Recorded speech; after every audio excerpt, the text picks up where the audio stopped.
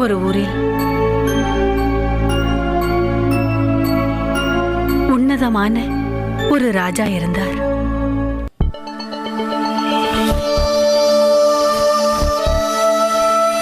அமைச்சர் சுமந்திரரே, பூமிக்கடியில் என்ன இருக்கிறது என்பதை தோண்டி பார்க்காமல் தெரிந்து கொள்ள முடியாது.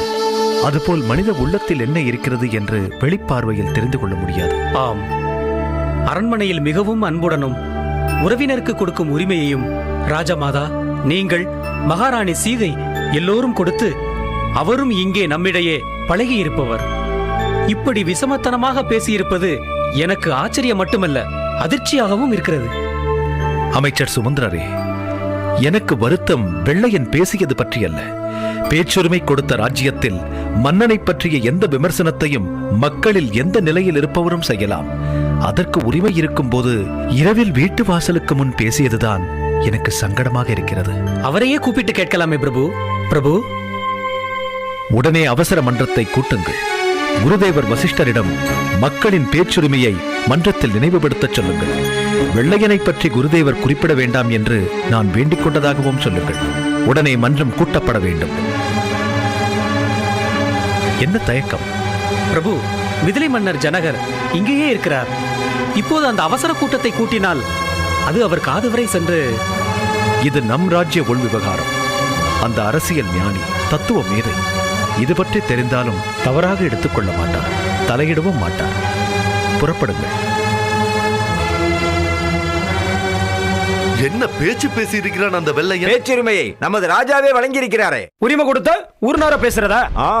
என்ன நியாயம் பாருங்க. இதெல்லாம் கொஞ்சம் கூட சரிப்பட்டு வராது.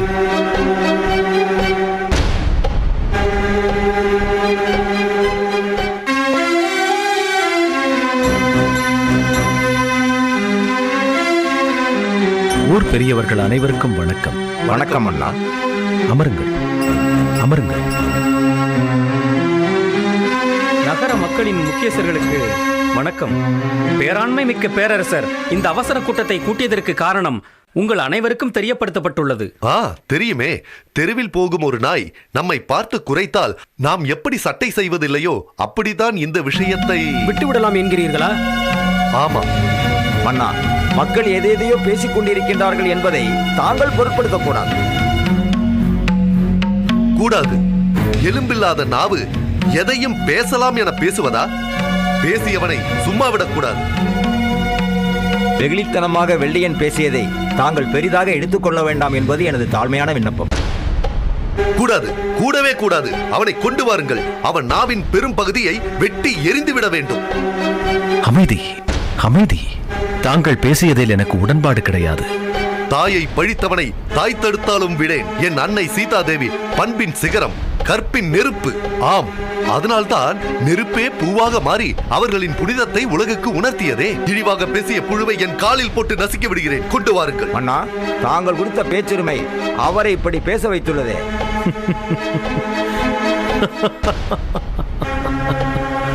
தர்மத்திற்காக பேசலாம், உண்மைக்காக பேசலாம்.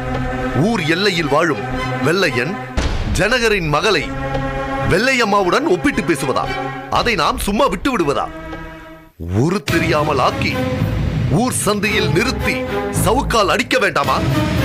அப்படி பேசிய வெள்ளையன் தலையை வெட்டேறிய வேண்டும். எதையும் யோசிக்காமல், ஆராய்ந்து பார்க்காமல் அரசர் ஆணையிட்டு அவருடைய உயிருக்கு ஏதாவது ஆபத்து நிகழ்ந்தால் மக்களுக்கு அயோத்தி மன்னர் மீதும் அயோத்தி அரசு மீது வீண்பலி அல்லவா ஏற்படும்? அதற்காக நமது மாண்புமிகு மாதரசியாம் ஜானகி அன்னையை பேசியவனை தண்டிக்காமல் விட்டுவிட வேண்டுமா? நெருப்பினால் பட்ட காயம் மாறிவிடும். நாவிலிருந்து வந்த சொற்களால் நம் மனதில் ஏற்பட்ட ரணம் என்று மாறவே ஆறாது. அன்னையை பழித்தவனை அவன் தொழில் செய்யும் ஆற்றிலேயே மிதிக்க வேண்டாமா? போதும், போதும். அவனுக்கு தண்டனை வழங்கப்பட வேண்டும் என்பது உங்கள் அனைவரின் விருப்பம் இல்லையா? ஆமாம். வில்லிலிருந்து விடுபட்ட அம்பையும் ஒரு பெண் இழந்துவிட்ட கற்பையும் எப்படி திரும்பப் பெற முடியாதோ அதுபோல்தான் உங்கள் விருப்பப்படி தண்டனை கொடுப்பதும். அவர் பேசிய பேச்சை, இதற்குரிய தீர்ப்பை நானே முடிவு செய்கிறேன்.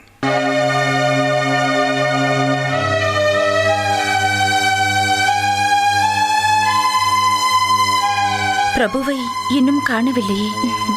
வந்து விடுவார் அக்கா. வருவாரோ அல்லது வர முடியவில்லை என்று செய்தி அனுப்புவாரோ? நல்லதே நினைப்போம். இந்த சீதையின் வாழ்க்கையில் நல்லவைகள் நழுவிவிடும், அல்லாதவைகள் தொடர்ந்து வரும்.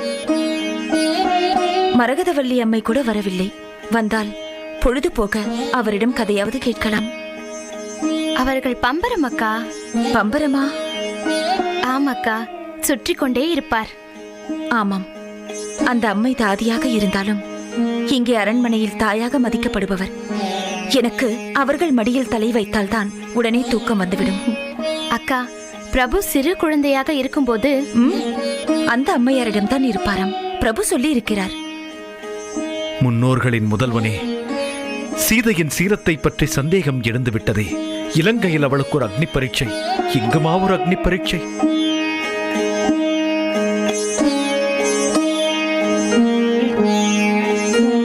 அன்று சீதை மட்டும்தான் இருந்தாள். இப்போது சீதையின் வயிற்றில் இன்னொரு ஜீவன் இருக்கிறதே. சீதையின் வாழ்க்கை சந்தேகங்களால் சிதைக்கப்பட வேண்டுமா?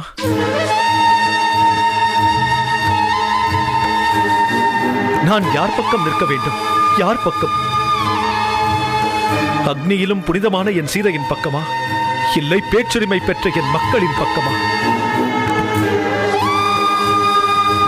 இஸ்வாகு கூட தோன்றலே, தசரத ராமா, சீதா நம் குலப்பெருமை காக்க வந்தவள்.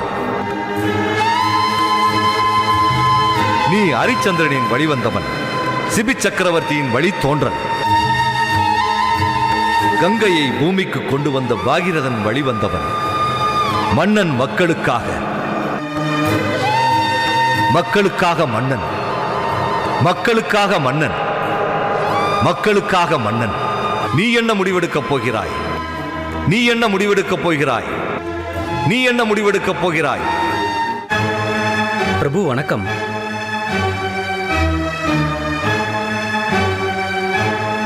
உணவருந்த செல்லலாமே. எனக்கு பசி இல்லை. விழாவிற்கு வந்திருக்கும் மிதிலை மன்னரும் மகாராணியும் தங்களுடன் உணவு கொள்வதற்காக காத்திருக்கின்றனர். அவர்களை காக்க வைப்பது கௌரவக் குறைவு. மன உளைச்சலுடன் சாப்பிடுவது உடல் நலத்துக்கு குறைவு. அமைச்சர் என்ற முறையில் என் கருத்தினை சொல்ல அனுமதிக்க வேண்டும். சொல்லுங்கள். மிதிலை மன்னரை கௌரவப்படுத்த வேண்டும். பிரபு வாருங்கள். வெள்ளையன் திடீர்னு நம்மளை இப்படி வேலை விட்டு நீக்கிட்டாரு, என்னடா பண்றது? குடும்பம் நடத்துறதுக்கே வழி தெரியலையாப்பா. சேமிப்பு பழக்கம் இல்லாதது தப்புன்னு இப்பதான் தெரியுது. கண்கட்டதுக்கு பின்னால சூரிய நமஸ்காரமா? அண்ணே, அதை பாருங்கண்ணே, நம்ம வெள்ளையண்ண மாதிரி அவர்கிட்டே 4-5 சலவை தொழிலாளிக வேலை செய்யறாங்கண்ணே. யோ, அந்த வாய்க்கொழுப்பு அயோக்கிய வெள்ளையங்கிட்ட வேலை செய்யறவங்க தானே நீங்க? ஆமாண்ணே. ஐயோ, அவன் முகத்துல முழிச்சாவே பாவம், உங்ககிட்ட நிக்கிறதே அதை விட பாவம். நாங்க என்னன்னே செய்வோம்? அந்த பாவி கிட்ட வேலை செஞ்சீங்களே, அது போதாதா? அதுக்கு மேல வேற என்னடா பாவம் இருக்கு? போங்கடா போங்க, போய் ஆரோ குளமா விழுந்து சாவுங்க. பூமிக்காவது கொஞ்சம் பாரம் குறையும்டா. நீங்க எல்லாம் ஒரு பாத்தீங்களாண்ணே அவர் எப்படி பேசிட்டு போறாருன்னு? வாண்ணே, வெள்ளையண்ண போய் பார்க்கலாம். ஆமா, போய் பார்ப்போம். ஊரெல்லாம் அவர் செஞ்ச பாவத்துக்கு நம்ம மூஞ்சில துப்புனதை போய் சொல்லுவோம். நாக்க பிடிக்கிற மாதிரி 4 வார்த்தை நல்லா கேட்டு வருவோண்ணே. ஆமா, அப்பதான் அவரால் அவமானப்பட்ட மனசு கொஞ்சம் ஆறும். வா.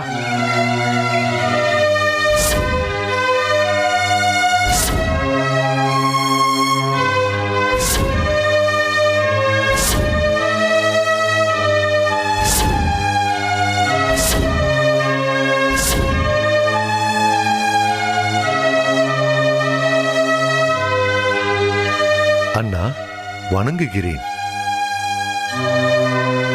லக்ஷ்மணா, அண்ணா, நாளை அதிகாலையில் உன் அண்ணியை முதல் வேலையாக கானகத்திற்கு அழைத்துச் சென்று விட்டுவிட்டு வா.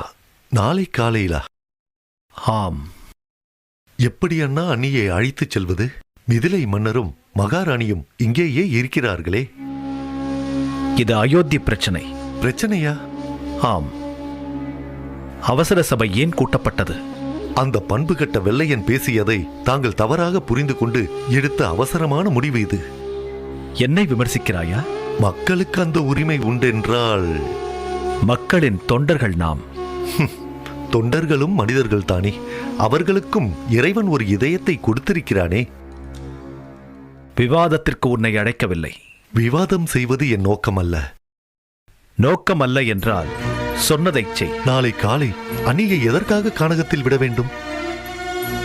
என் மக்களில் யாருக்கும் என் அரசு செயல்படும் நிலைகளில் ஐயப்பாடு வரக்கூடாது. அன்னியை பற்றி அந்த வெள்ளையன் சொன்னதை தாங்கள்... நான் சீதையின் புனிதத்தை சந்தேகப்படும் அளவுக்கு சிந்திக்க தெரியாதவனல்ல. பின் ஏன் இந்த முடிவு? அன்னியை இப்போது ஆரண்யத்தில் விட்டு விடுவதால் அந்த பொறுப்பற்ற வெள்ளையன் சொன்ன சொல்லுக்கு ஒரு அர்த்தம் கொள்கிறீர்கள். அந்த அர்த்தம் அன்னியின் புனிதத்தில் உங்களுக்கு வந்த சந்தேகம், அதன் அழுத்தம், அதன் விளைவு. லக்ஷ்மணா, என் கட்டளையை நிறைவேற்று. அண்ணா, இங்கே இருப்பது அயோத்தி மன்னன். மன்னா, அன்னி உங்கள் மனைவி என்பதை மறந்து விடுங்கள். அயோத்தியில் வாழும் ஒரு சாதாரண குடிமக்களில் ஒருத்தியாக கருதுங்கள். கருவுற்றிருக்கும் அவர்களின் நிலை இப்போதுதான் சீமந்த கல்யாணம் என்ற புனித வைபவம் நடந்து முடிந்தது. அன்னியை அழைத்து போக தார்மீக உரிமையுடன் மாமன்னர் ஜனகரும் மகாராணி சுனைனா தேவியும் ஆவலுடன் காத்திருக்கிறார்கள். தெரியும். தெரிந்துமா இந்த முடிவு? அன்று இலங்கையில் அன்னிக்கு அக்னி பரீட்சை, தீ மூட்டும் கொடுமையான பணிக்கு நான், கருணையே உருவான உங்களுக்குள் ஒரு அரக்கன் இருந்து கொண்டு உங்களை செயல்படுத்துகிறான்.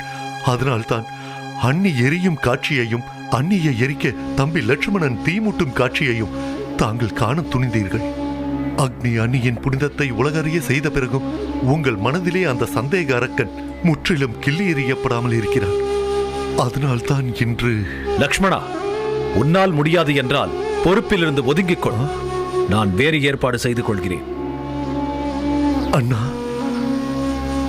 இந்த லட்சுமணன் தங்கள் ஆணையை மீறும் பொறுப்பற்றவன் அல்ல. நாளை காலை தங்கள் ஆணையை நிறைவேற்றுவான் இந்த லட்சுமணன்.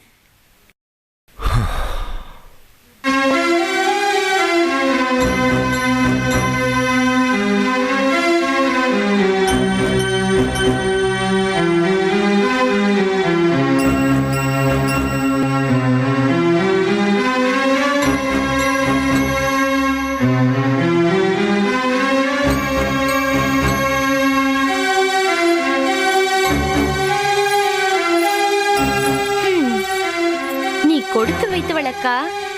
எதில்? எதிலும் தான். எங்களுக்கு உன் மீது பொறாமையாக இருக்கிறது. எதற்கு? மிதிலையை பார்க்க போகிறாயே. வணக்கம் பிரபு. வணக்கம். வாழ்க. நாங்கள் வருகிறோம் பிரபு.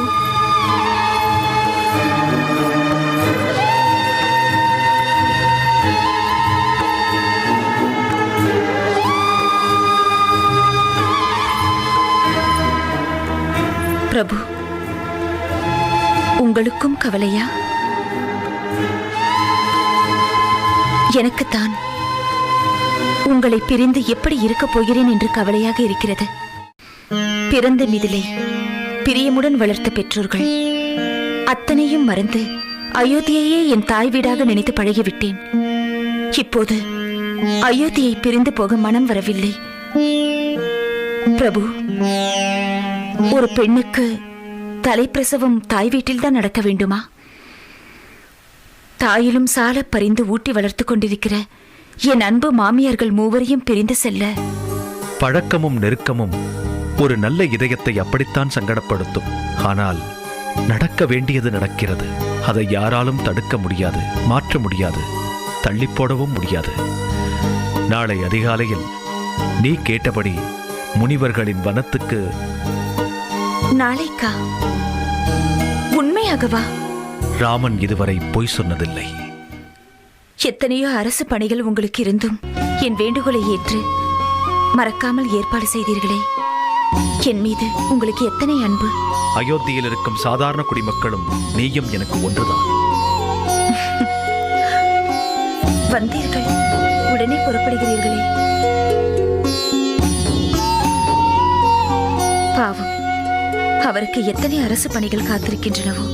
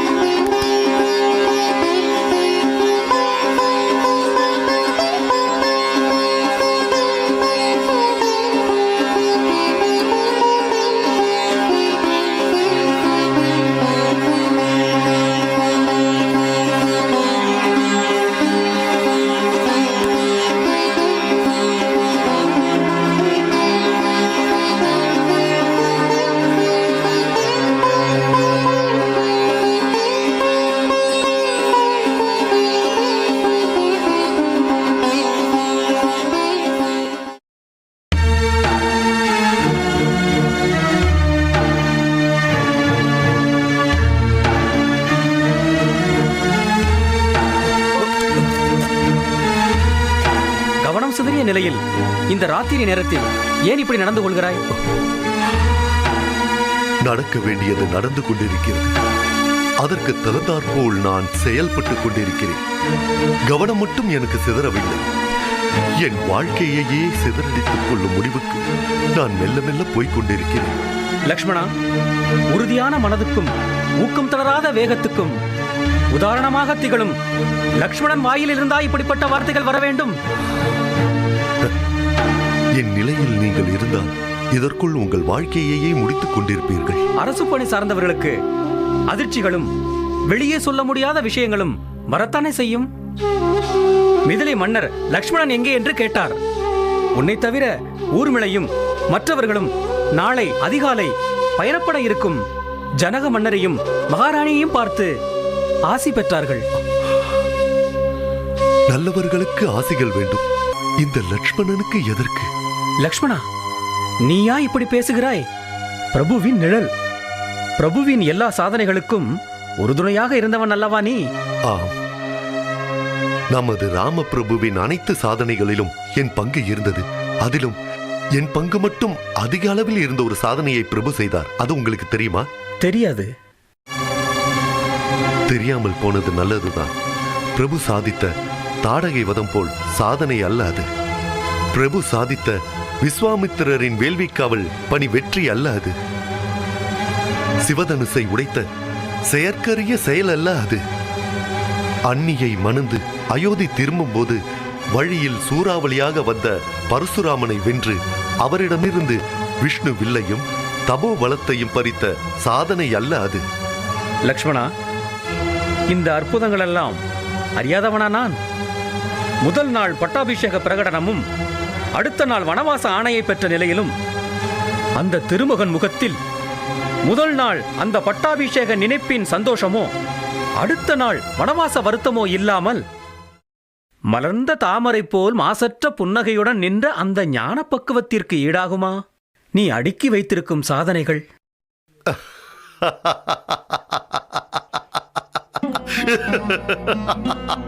லக்ஷ்மணா, இரவு நேரம் அரண்மனையின் இதய பகுதியில் இருக்கிறோம். இப்படி சிரித்தால் உறங்குபவர்களுக்கு இடையூறு மட்டுமல்ல, தேவையற்ற சந்தேகங்களையும் எழுப்பும். மிதிலை மன்னர் மகாராணி நம்மிடையே இருக்கின்றார். அவர்கள் காதில் இந்த சிரிப்பு விழுந்தால்? காதில் சிரிப்பு விழுந்தால் தாங்கிக் கொள்ளலாம். ஆனால் நெருப்பு விழுந்தால்? நெருப்பா? எனக்கு புரியவில்லையே. அமைச்சர் சுமந்திரரே, யாருக்காக அண்ணன் வானரப்படையுடன் இலங்கைக்கு சென்றார்? அயோக்கியன் ராவணன் சீதை தெய்வத்தை கடத்திச் சென்றான். அவனை அழிக்க, சீதையை மீட்க. எதற்காக இயற்கையான கடல் மீது தெய்வ சாதனையாக சேது பாலம் அமைத்தார்? அனுமான் விண்ணில் பறந்து இலங்கைக்கு செல்ல முடிந்தது, மற்றவர்களால் முடியாதே. சேனைகள் இல்லாமல் அரக்கர் சேனைகளை எப்படி அழிக்க முடியும்? பிரபுவால் ராவணனை தன்னந்தனியாக கொல்ல முடியும். கோதண்டத்தின் ஒரு பானம் அந்த ராவணகுலத்தையே பூண்டற்று போகச் செய்ய முடியும். ஆனால் இது தெய்வ திருவிளையாடல் அல்லவே. கோசலை தாயின் மணிவயிற்றில் பிறந்த மைந்தன் அல்லவா பிரபு. ராமனும் மன்னன், ராவணனும் மன்னன். மன்னன் மன்னனுடன் போர் செய்யும் போது போர்க்களம் தேவை, போர்ப்படை தேவை. அதனால்தான் பின்னால் லட்சக்கணக்கான வானர படைகளுடன் பிரபு இலங்கை சென்றார். இடையில் பெருங்கடல். இத்தனை சேனைகளும் அக்கறை செல்வது எப்படி? சேனை இல்லாமல் ராமன் மட்டும் அனுமன் தோள் மீது அமர்ந்து இலங்கை சென்றால் ராவணன் மதிப்பானா? சேனைக்கு வக்கில்லாத பக்கிரி என்று நகைப்பானே. அதையெல்லாம் கருதித்தான் கடல் மீது சேது பாலம் அமைத்தார் பிரபு.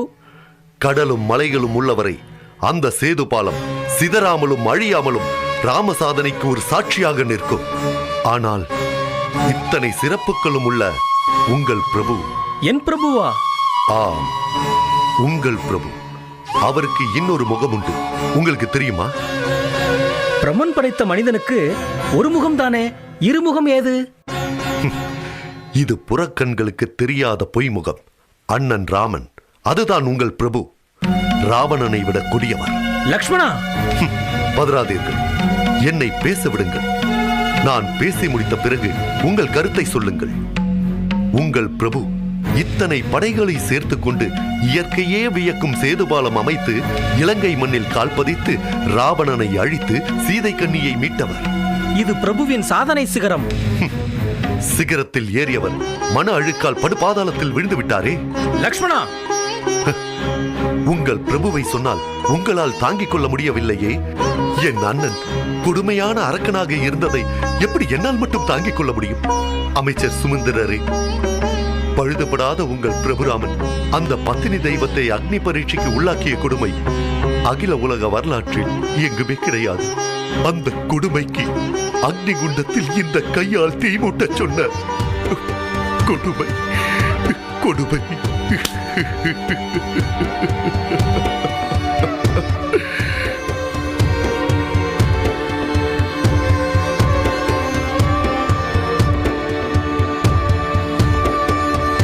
யார் கவனத்தில் இந்த அரண்மனைக்குள் வீசிக் கொண்டிருக்கும் மௌன புயல் உரசிவிடக்கூடாதென்று நினைத்தேனோ பயந்தேனோ அது அம்பலமாகிவிட்டது. எனக்கும் லக்ஷ்மணனுக்கும் இதுவரை நடந்த பேச்சுக்களை அவர் கேட்டிருப்பாரோ?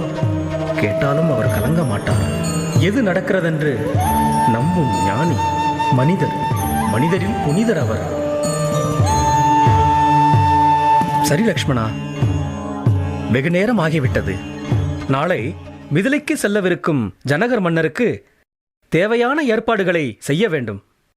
நீயும் புறப்படு. அமைச்சர் சுமந்திரரே, எனக்கு அதிகாலையில் ஒரு தேர் வேண்டும். தேர்?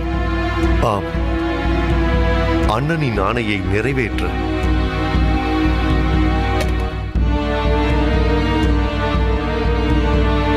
இந்த அரண்மனையும் இதன் செயல்பாடுகளும் எங்கே போய்க் கொண்டிருக்கிறது?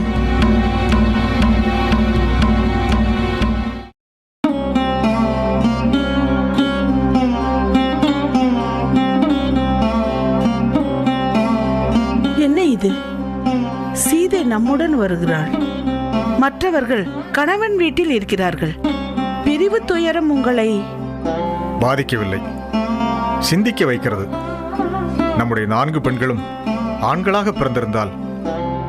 பெண்களாக பிறந்து விட்டால் பெருமை குறைவா? இல்லை, பிரிவு துயரம். மற்ற 3 பெண்களை பிரிந்து செல்லும் துயரத்தை சீதை நம்மோடு வரும் சந்தோஷத்தில் ஏன் சிரிக்கிறீர்கள்? சில சிரிப்புகளுக்கு விளக்கம் சொல்ல முடியாது. நடக்கப் போகும் நிகழ்வுகள் அதற்கு பதிலாக அமையும்.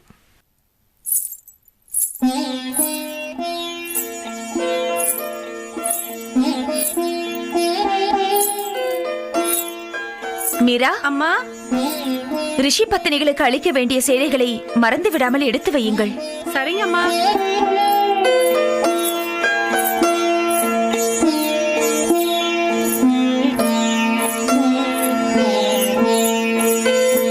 மரகதவல்லியம்மை.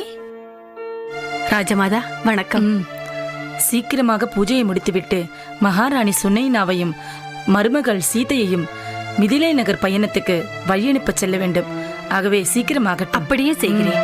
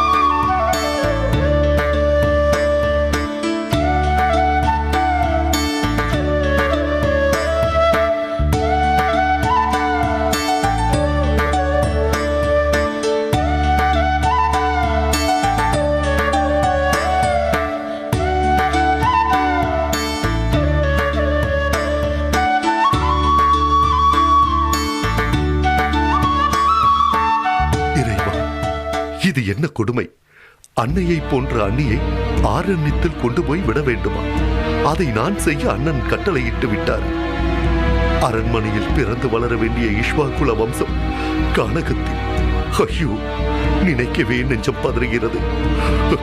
அண்ணனின் கட்டளை இல்லை, இல்லை, மன்னரின் கட்டளை, அயோத்தி சக்கரவர்த்தியின் கட்டளை. தசரத மன்னன் ராமரை காட்டிற்கு அனுப்பினார். ராமரும் தன் மகன் பிறப்பதற்காக கானகத்திற்கு அனுப்புகிறார். என்ன கொடுமை, கொடுமை! வணக்கம் பிரபு. தாங்கள் கேட்டதற்கெனங்க அமைச்சர் ரதம் அனுப்பியுள்ளார். வருகிறேன் பிரபு.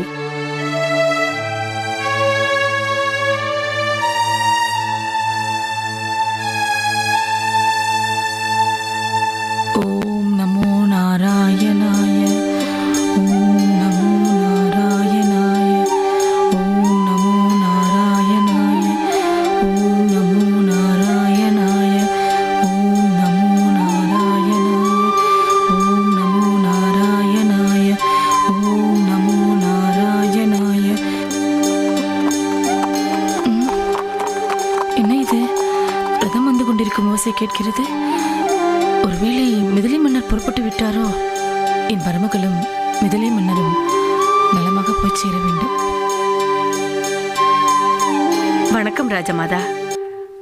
சீதை மகாராணியார் அந்தப்புற வாசலில் தேர் நிற்கிறது. அதிலிருந்து இறங்கி லக்ஷ்மணன் உள்ளே செல்கிறார். மகாராணி சுனைனாவும் உடன் செல்கிறாரா? இல்லை, லக்ஷ்மணன் மட்டுமா? சரி, நீ முதலில் போ. பூஜை முடியும் தருவாயில் உள்ளது. நான் வருகிறேன். வருகிறேன் ராஜமாதா.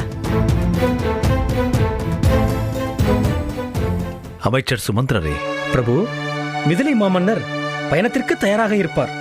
சீதை ஏன் இன்னும் வரவில்லை என்று கேட்டால் கேட்பார்கள். கேட்கும் நிலையில் அவர்களை வைத்துவிட்டு நான் குழம்பிக் கொண்டிருக்கிறேன். பிரபு, நீங்கள் தாமதிக்காமல் அங்கு சென்று அவரை தனியாக சந்தித்து இந்த மடலை அவரிடம் சேர்க்கும்படி நான் சொன்னதாக சொல்லி நான் அவரை சந்திக்க விரும்புவதாகவும் சொல்லுங்கள். மன்னிக்க வேண்டும் பிரபு.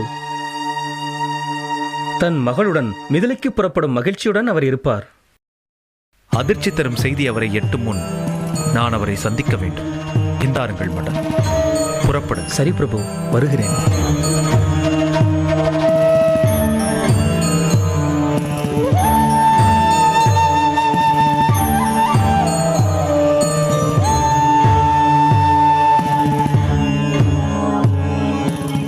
பிரபு தங்களை உடனே சந்திக்க விரும்புகிறார் பிரபு. பிரபு தங்களிடம் ஒரு செய்தியை தனியாக சொல்ல சொல்லி அனுப்பியிருக்கிறார்.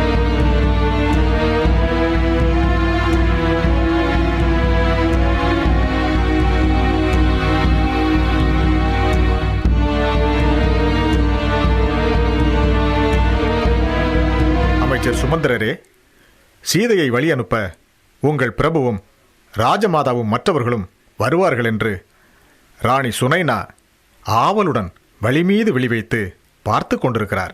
இந்த மடலை தங்களிடம் கொடுக்க சொல்லி அனுப்பியிருக்கிறார்.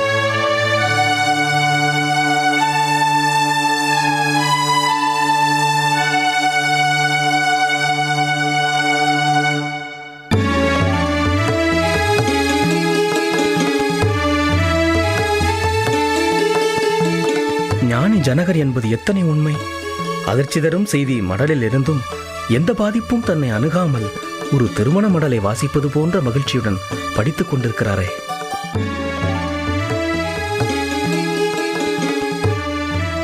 அமைச்சர் சுமந்திரரே, உங்கள் பிரபு ராமர் உத்தமர். இஷ்வாகு குலத்தில் பிறந்து புகழை பெருக்க வந்த பெருமான்.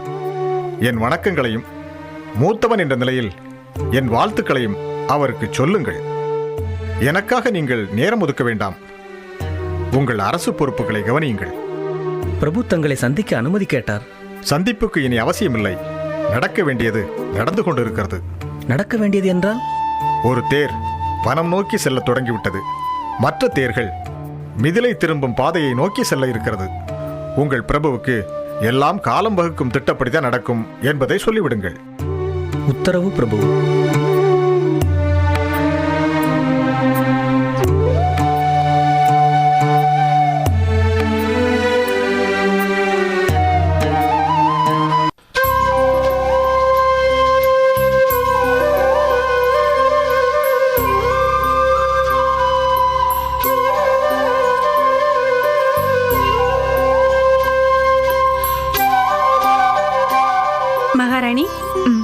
லக்ஷ்மணன் வந்திருக்கிறார். வந்து விட்டாரா? வரச் சொல்.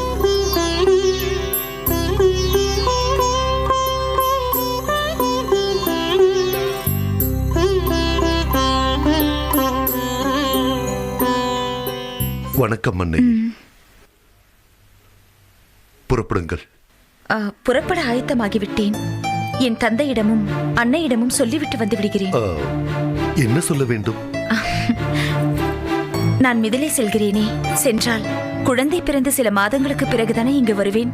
அதனால் இன்று முனிவர்களின் ஆசிரமம் போய் முனிவர்களின் பத்தினிமார்களை பார்த்துவிட்டு அவர்களுக்கு வாங்கி வைத்திருக்கும் நூற் சேலைகளை கொடுத்து அவர்களின் ஆசி பெற்று நாளை காலை திரும்பி விடுவேன். திரும்பியதும் மிதிலை பயணம் என்று அவர்களிடம் சொல்ல வேண்டாமா? நான் போய் என் பெற்றோர்களிடம் சொல்லிவிட்டு வருகிறேன். அதற்கெல்லாம் நேரம் இல்லை. நேரம் இல்லையா? ஆம். ஏன்? அண்ணன் சிறிது கூட தாமதிக்காமல் உங்களை வனப்பகுதியில் விட்டுவிட்டு உடனே திரும்பபடி கட்டளையிட்டு இருக்கிறார். புறப்படுங்கள். ராஜமாதாவை பார்த்து சொல்லிவிட்டு. அதற்கெல்லாம் நேரமில்லை. புறப்படுங்கள். சரி, ராஜமாதா இருக்கும் திசை நோக்கி வணங்கிவிட்டு புறப்படுகிறேன்.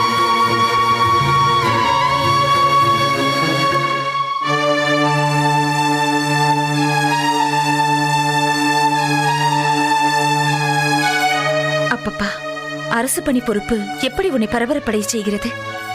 உன்னை போன்ற பொறுப்புள்ளவர்கள்தான் இந்த ராமராஜ்யத்தின் பலம். மகாராணி, பால் கொண்டு வருகிறேன், அறிந்துவிட்டு செல்லுங்கள். அண்ணி, நேரமாகிறது. பால் வேண்டாம், பருக நேரமில்லை.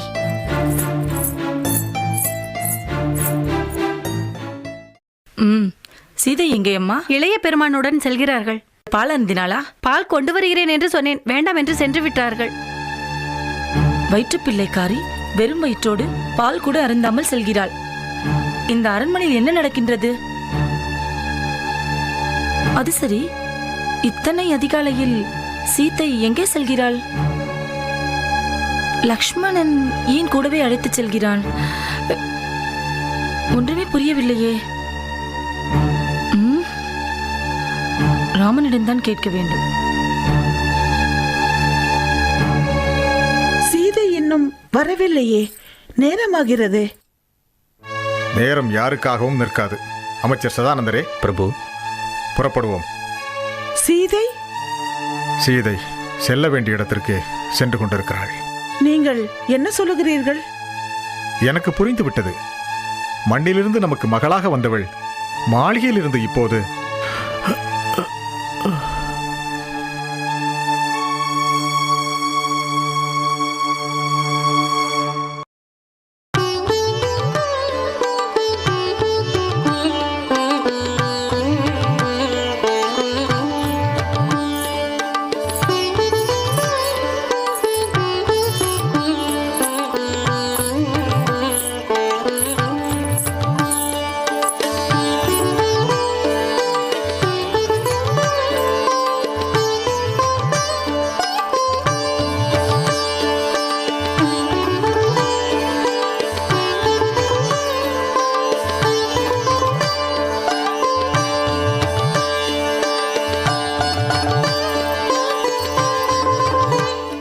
அந்நியார் வரவில்லையே.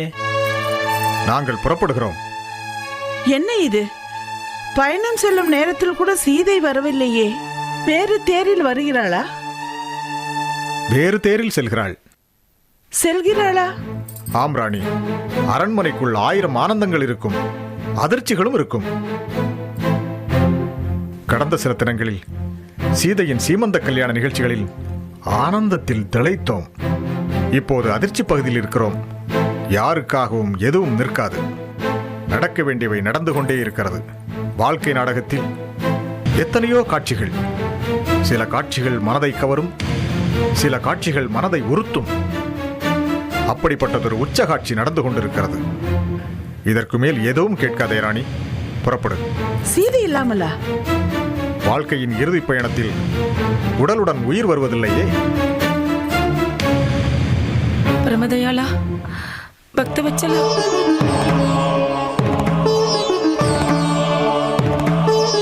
பிரபு, அரண்மனையில் என்ன நடக்கிறதே என்று புரியவில்லை.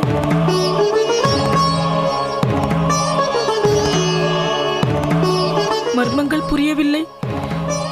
என் மகன் போகும் போக்கும் புரியவில்லை. என் ராமன் என்னை பார்க்கவும் விரும்பாமல் இருக்கிறான். பக்கத்தில் பரிவுடன் அமர்ந்து கவனிக்க வேண்டிய என் சூழ் கொண்ட மருமகள் சீத்தை பால் கூட அருந்தாமல் லக்ஷ்மணுடன் தேரில் ஏறி செல்கிறாள். இந்த காரணத்தை எல்லாம் நான் ராமனிடம் கேட்காமல் வேறு யாரிடம் கேட்பேன்? ஆண்டவா. ராஜமாதா, மிதிலை மன்னர் புறப்பட்டுக் கொண்டிருக்கிறார். முதலி சக்கரவர்த்தி புறப்பட்டு விட்டாரா? ஆமாம். சரி, வா, வாருங்கள்.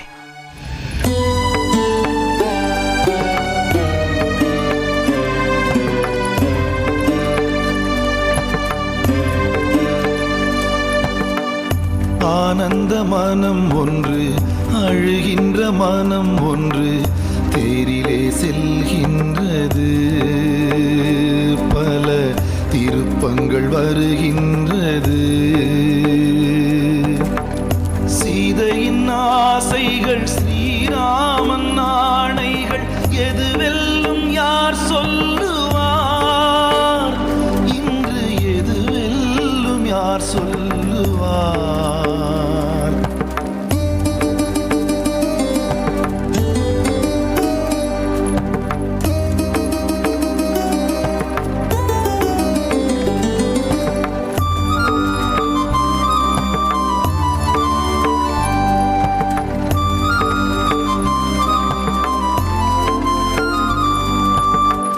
மக்களுக்காகவே மணிமுடி என்பது ராமனின் தவமாகும்.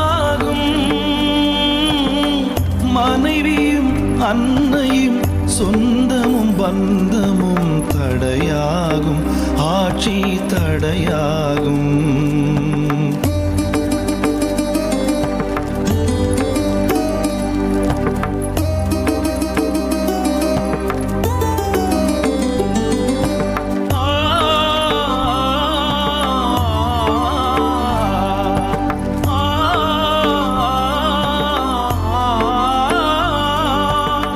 மாளிகை தேவியை காட்டிலே விடுவதா? அதற்காகவா பிறந்தேன்? காலத்தின் விளையாட்டு கைகளில் விலங்கிட்டு கண்களும் அழுகின்றது. சீதையின் கதை எங்கோ போகின்றது. சீதையின் கதை எங்கோ போகின்றது. லட்சுமணா, என்னதான் மாட மாளிகை வசதிகள் நிறைந்த இடமானாலும் இந்த நகருக்கு வெளியே இருக்கும் இயற்கை சூழலை பார்த்தாயா? மனதிற்கு எவ்வளவு இதமாக இருக்கிறது.